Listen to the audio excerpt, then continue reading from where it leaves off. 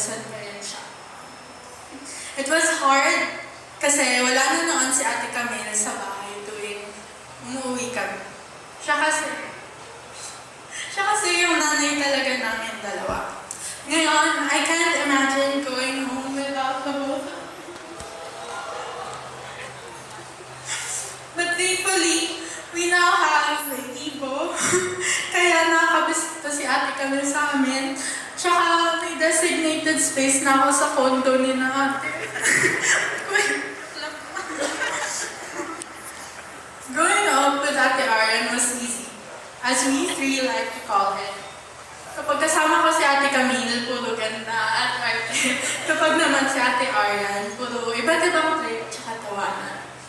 She is a woman full of honor, humor, responsibility, and independence. I've always admired how she genuinely cares for other people and how hardworking she is dahil hindi siya mapapakali ng walang ginagawa. I've seen how both of you prepared for this wedding, buying gym memberships, and a lot, and a lot more. Truly, both of you guys deserve not just a great wedding, but a happy, healthy, honest, and loyal marriage.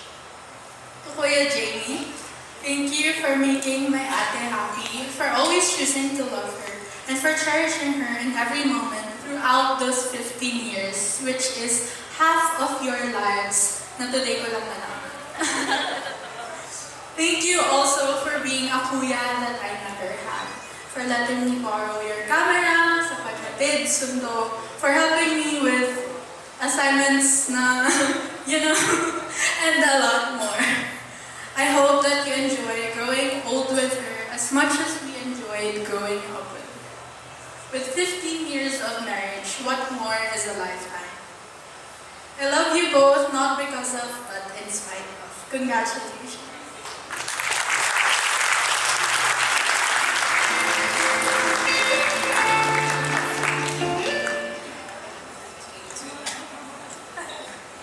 Pwede na kuha ko yung phone ko sa church.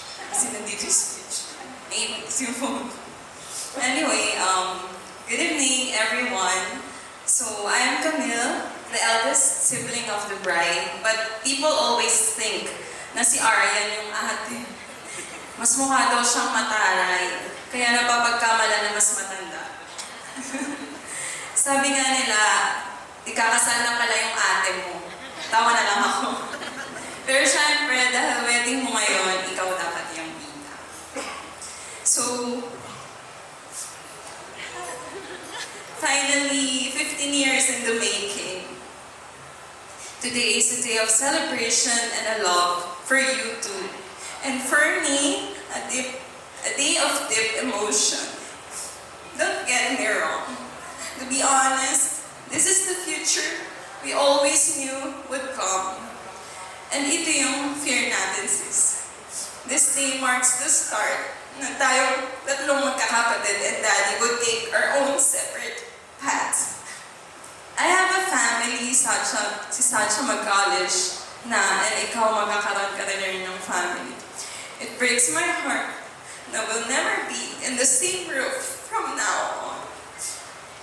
You can never turn back the times na nagchichismisan tayo sa kusina habang nagliligpit at nagluluto at yung isa nagwawalis kasi walang lamangan. Nagtuturoan kung sino yung gagawa ng utos ni Daddy. Na nag-uusap tayo ng lahat ng nangyayari sa araw natin bago matulog.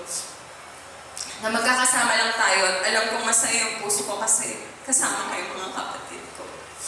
It's bittersweet because while love brings us new beginnings, it also asks us to let go of what used to be.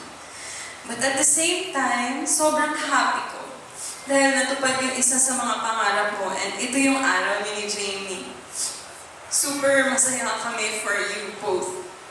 So I stand here not just a sibling, but someone who has had the honor of growing up beside the most beautiful soul I know.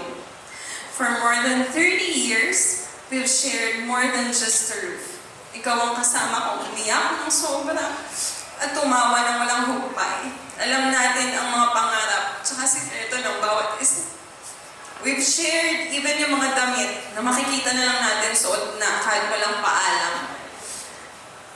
Tapos magkakainisan pero wala naman choice kundi magbati. Sabay din maligo at sabay kumain. Yung karamihan sa ulam, ikaw yung nagluto.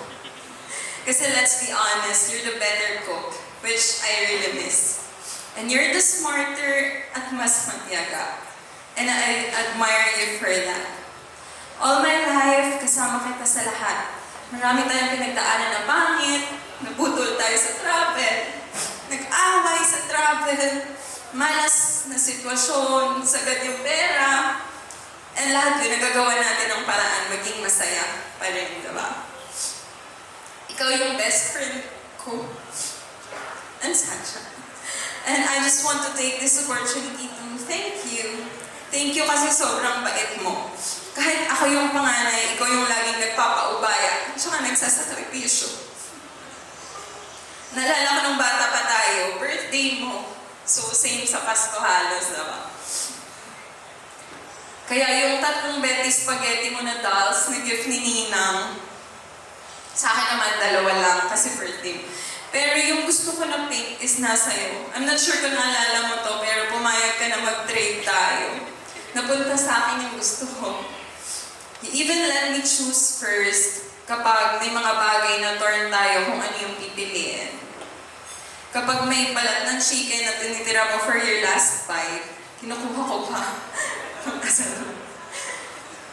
Also, thank you sa pagbubukas ng gate at pinto kapag pinaglalakan na ako ni Daddy. Kahit may pasok ka kinabukasan, isang tawag lang, kahit may reklamo ka, babangon ka pa rin for me. And lastly, thank you for taking care of Sacha. Thank you, Daddy, ko yung laging nandyan para sa kapatid and daddy natin.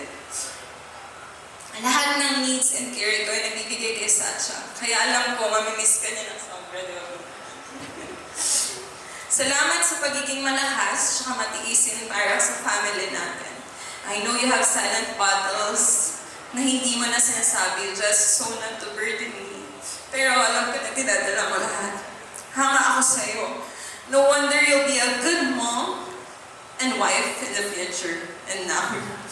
Just remember that no matter where life takes us, no matter how far apart we may be, nothing will ever change the bond we share. Sisters forever.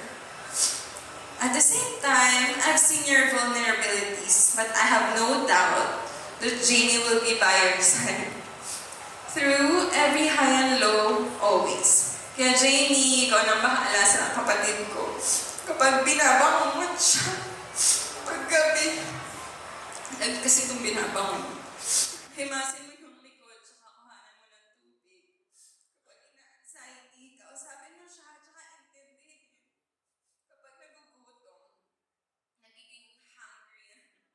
Kaya pagluto mo kung minsan, yun yung mga ginagawa ko sa kanya na ikaw na ngayon, Jay. At alam ko na di mo siya pababayaan. I for trust. At sa tinagal-tagal ng relasyon niyo, matagal na kitang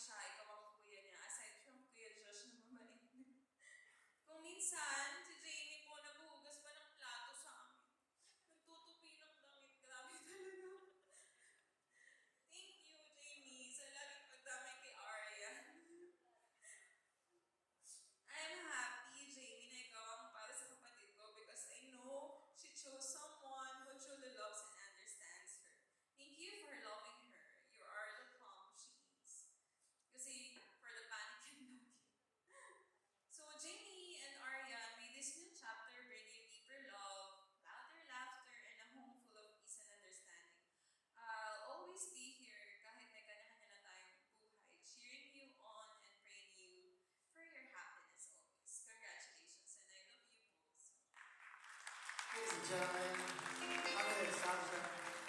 What I really love about the messages is when they always tell the stories about the couple that we don't know. And thank you so much for sharing the stories. Can we help them out, guys? Whatever you have on your table. Is that juice?